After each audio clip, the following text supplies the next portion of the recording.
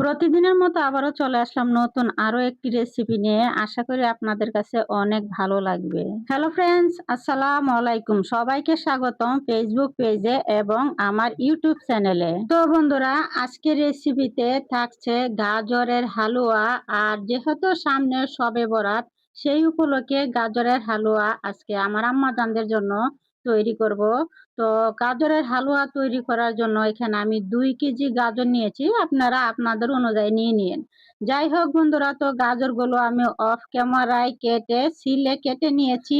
তারপরে চলে আসলাম পাকঘরে। এসে আগে থেকে একটি কড়াই বসিয়ে দিয়েছিলাম, তার মধ্যে পানিও দিয়ে দিয়েছিলাম, আর তার মধ্যে গাজরগুলো বন্ধুরা ধুয়ে দিয়ে দিয়েছি আর একদম ডেকে দিয়েছি বলক ওঠার জন্য। আর এদিকে দেখেন আমার গাজরগুলো কিন্তু বলক উঠে গেছে। তো আমি একটু নেড়ে চেড়ে দিচ্ছি যে উপরের গাজরগুলা নিচে যায়, নিচের গাজরগুলা যেন উপরে উঠে, তাহলে দেখবেন গাজরগুলা একদম সুন্দর সিদ্ধ হবে। যাই হোক, তো এদিকে দেখেন আমি আবারও ডেকে দিয়েছি, ডেকে গাজরের যে পানিটা ছিল একদম শুকিয়ে নিব। আর এই যে দেখেন বন্ধুরা, আমার গাজরের পানিটা কিন্তু শুকিয়ে গেছে। তো এখন আমি একটু নামিয়ে ঠান্ডা করে নেব। আর এইদিকে দেখেন বন্ধুরা, আমার গাজরগুলা ঠান্ডা হয়ে গেছে। তো আমি গাজরগুলো শিলপাটায় বেটে নিব। আপনারা চাইলে কিন্তু ব্লেন্ডারও ব্লেন্ড করে নিতে পারেন। যাই হোক, তো এইদিকে দেখেন আপনাদের সাথে কথা বলতে বলতে বন্ধুরা আমার যে গাজরগুলা কিন্তু বাটা হয়ে গিয়েছে। আর এই যে দেখেন মাশাআল্লাহ দিলে গাজরের কালারটা কিন্তু অনেক সুন্দর। যাই হোক, তারপরে এই যে গাজরগুলো আমি একটি কড়াইতে ঢেলে দিব বন্ধুরা।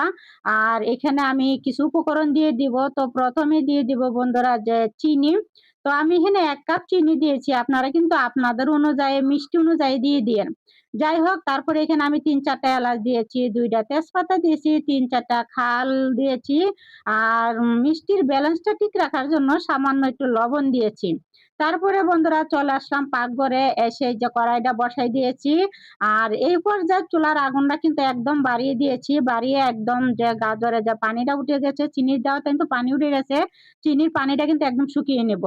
আর এইদিকে দেখেন আমার গাজরের পানিটা কিন্তু বন্ধুরা শুকিয়ে গেছে। তো এই পর্যায়ে আমি মিল্ক পাউডার দিয়ে দিব আর কিছুটা ঘি দিয়ে দিব। তো ঘি আর মিল্ক পাউডারটা দিয়েও আমি একটু ভালো করে নেড়ে চেড়ে নিব। আর যেহেতু আর একটু ভিজা ভিজা আছে, তো যতটুকু পানি আছে একদম শুকিয়ে নিব।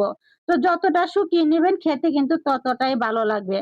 যাই হোক, তো এইভাবে আমার মতো গাজরের হালুয়া কে কে বানান অবশ্যই জানাবেন। আর যদি না বানিয়ে থাকেন তাহলে আমি বলবো একবার হলো বাসায় ট্রাই করে দেখতে পারেন আমার মতো। তো বন্ধুরা এইদিকে দেখেন আমার গাজরের হালুয়াটা কিন্তু হয়ে গিয়েছে। আর এই যে নামিয়ে একটি প্লেটে ঢেলে দিলাম।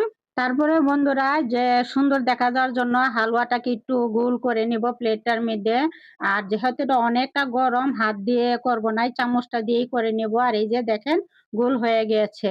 তো আমি কিন্তু আমার আম্মাজানদের জন্য এভাবে এই গাজরের হালুয়া তৈরি করি, কারণ আমার আম্মাজানরা কিন্তু গাজরের হালুয়া অনেক পছন্দ করে। আর এখন যেহেতু শীতকাল, বাজারে কিন্তু প্রচুর গাজর পাওয়া যায়। তো আপনারা কিন্তু আপনাদের আম্মাজান বা অথবা আব্বাজান অথবা ফ্যামিলির সবার জন্য তৈরি করতে পারেন। আর তারপরে এখানে আমি কিছুটা কাজু বাদাম, পেস্তা বাদাম, কিশমিশ, মুরব্বা দিয়েছিলাম বন্ধুরা সুন্দর দেখা যাওয়ার জন্য। তো আপনারা কিন্তু রান্নার সময় দিয়ে দিতে পারেন। যাই হোক, তো আমার এই গাজরের হালুয়ার ভিডিওটা কেমন লেগেছে বন্ধুরা অবশ্যই কিন্তু জানাবেন।